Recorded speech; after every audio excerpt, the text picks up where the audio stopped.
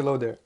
So we live in a world where individualization and customization are becoming more and more and more important.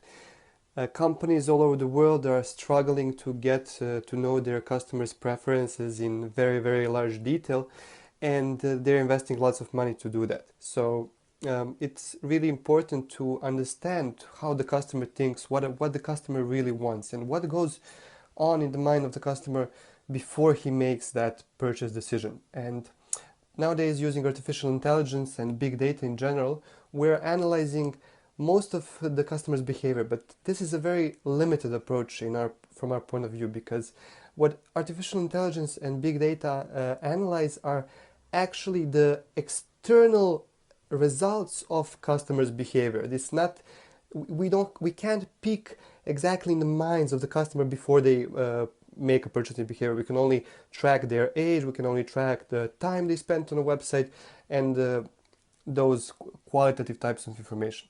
But what if we could peek into the minds of customer? What if we could put ourselves really in the customer's shoes and understand what is that in their personality that led them to buy, let's say, a certain piece of clothing with a certain pattern or a certain color? What is that?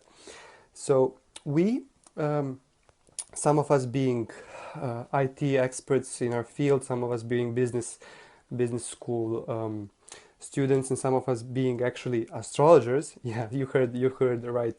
Astrology is a science that is considered as a pseudoscience by most, but actually, me myself personally, I'm an engineer, so I had a very skeptical and let's say negative point of view towards astrology, but I was open-minded enough to test the hypothesis that astrology had to offer.